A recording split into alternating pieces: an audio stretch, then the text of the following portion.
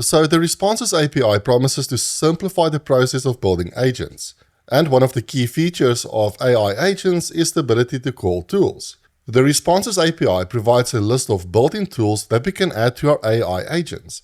These include things like web search, file search, computer use, and function calling. I will be creating separate videos on each of these tools. So in this video, we will be focusing on web search, which gives our agent the ability to go online and look up real-time data. So back in our project, we've got some boilerplate code here that simply set up our initial messages. We then send our message to the Responses API, and finally we print out a response. So if we run this in the terminal, we get this response back from the model. Cool, so this agent is able to answer general questions from its knowledge base, but at the moment it's unable to answer questions that involve real-time data. For instance, if I ask, what is the current weather in London? If I try to run this, our model says it can't provide real-time weather updates, but it can only give some general information about weather in London. This is not what we want. We want our agent to use a tool to go online and retrieve this real-time information. Now we can assign tools to our agent by simply adding another property called tools, which is equal to an array of tools. Now I personally like to define this array outside of calling the method. So let's create a new variable called tools. This is a list. And in this list, we can define all the tools using a dictionary object. And the first key that we have to provide is the type. And then for the web search tool, we need to enter web underscore search underscore preview. And note, it needs to be called this. And you can see the exact names of the tools by going to the OpenAI documentation. And if we click on web search, here we can get the exact name of that tool. Then we can simply pass this tools array to our agent, and this should be enough for the agent to call the tool. Now we will be expanding on this quite a bit throughout this video, but let's give this a try. So let's run our script, and now we get a very different response. And it's giving us the up-to-date information.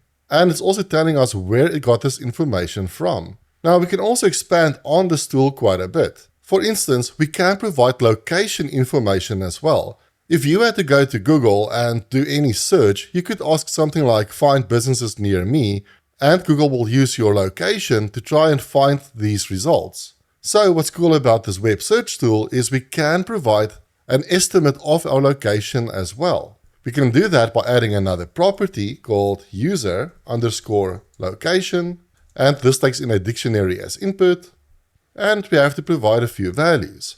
For the type, we can set it as approximate, then we can provide the country.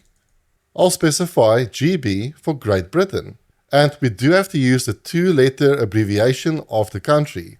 Then let's also set our city as London, and lastly, we also have to specify the region, and this is London as well.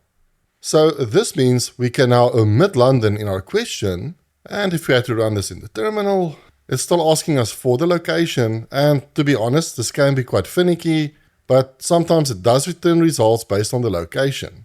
What could help is to add some instructions, like when looking up real-time data using web search, do not ask for the user's location. It will be provided by the web search tool itself. So if we now run the script again, it is indeed using the user's location to retrieve the current weather. And we're not providing the location in the prompt itself. Cool, if you do run into any issues related to the location, simply add a similar system prompt. Now, web search can also be useful for performing research, and this tool does return citations as well. So let's ask it something like, what is the latest news from OpenAI? And what I do want to show you is what this response object actually looks like. So what we can do is call response.model underscore dump and JSON. And let's set indent to something like 4.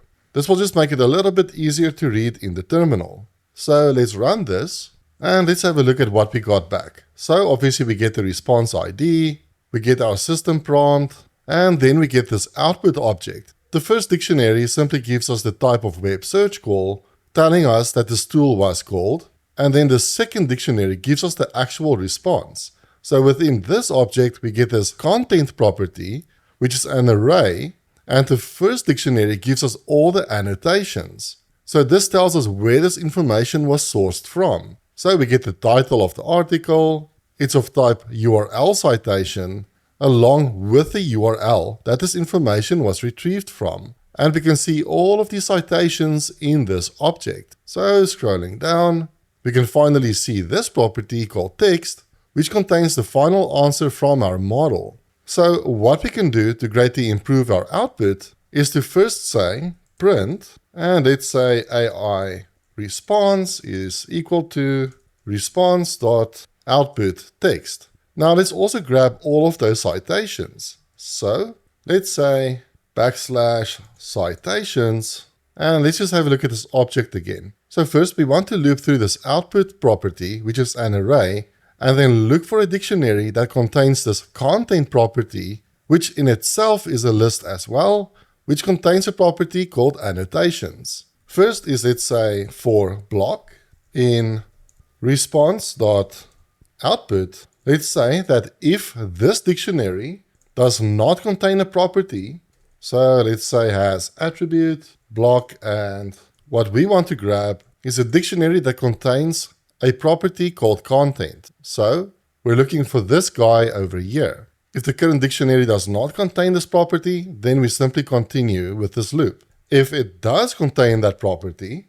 then we can say for content item in block.content, then we want to find a dictionary that contains an attribute called annotations. So let's say if not has attribute, this time we're looking at content item, and the attribute that we're looking for is called annotations. So if we can't find this annotations property, we'll simply continue with this loop. And then finally, if we did find the annotations attribute, then we want to say for annotation in content item dot annotations. And what we're interested in are any dictionaries that contain a type of URL citation. So what we can do is say if annotation.type is equal to URL citation, like so, then we can finally print out the result. So for this, I'll simply use an F string,